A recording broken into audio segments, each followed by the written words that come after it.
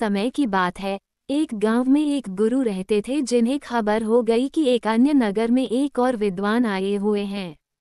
वे अद्भुत ज्ञान के मालिक थे और आगे बढ़ने के लिए सबकी सहायता कर सकते थे। ये खबर सभी को बहुत पसंद आई और सभी लोग उस नगर में उनसे मिलने के लिए जाने लगे।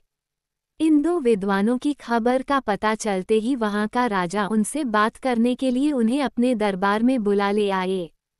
राजा ने दोनों विद्वानों से अपने राज्य में ज्ञान का प्रचार करने का आग्रह किया।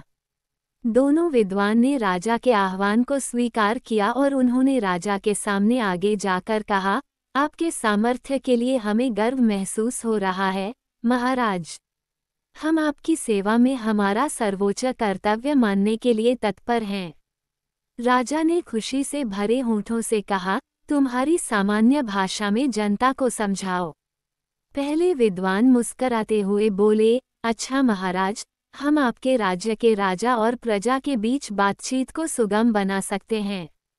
राजा ने आश्चर्यचकित होते हुए कहा, मुझे बिल्कुल आश्चर्य हो रहा है कि तुम कैसे कर सकते हो।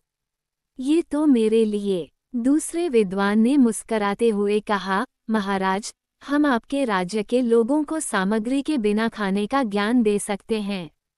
राजा ने बहुत ही आश्चर्यचकितता से कहा, मैं ये सचमुच मानने में सक्षम नहीं हूँ। कृपया मुझे बताओ, तुम इस बात को कैसे संभव कर सकते हो। पहले विद्वान ने कहा, महाराज, हम विज्ञान का उपयोग करके एक ऐसा उपकरण बना सकते हैं जिससे हम राजा की मर्यादा के साथ बातचीत कर सकते हैं। यह उपकरण हमारे बहुत सारे प्रयोगों को सुलभ बना सकता है और आपके ग्रामीणों के बीच सामर्थ्य का निर्माण कर सकता है। दूसरे विद्वान ने कहा, महाराज, हम खाना खाने की जरूरत के बिना एक ऐसा प्रयोग बना सकते हैं जिससे खाने की जगह नहीं होती है। यह उपकरण आपके लोगों के लिए आरामदायक और स्वास्थ्यप्रद होगा। ये सब सुनकर राजा बहुत प्रभावित हो गए और उन्होंने दोनों विद्वानों का स्वागत किया और अपने राज्य में इन उपकरणों का प्रचार कार्य करने के लिए उन्हें सौभाग्य दिया। दोनों विद्वान ने राजा की प्रशंसा करते हुए उनकी सेवा में खुशीपूर्वक काम किया और सभी लोग उन्हें प्रमाणित करते थे। इस कहानी से हमें ये सिखाया जाता है कि समय के साथ ज्ञान विकसित हो रहा है और बहुत से अद्भुत आविष्कार हमारी मदद कर सकते हैं।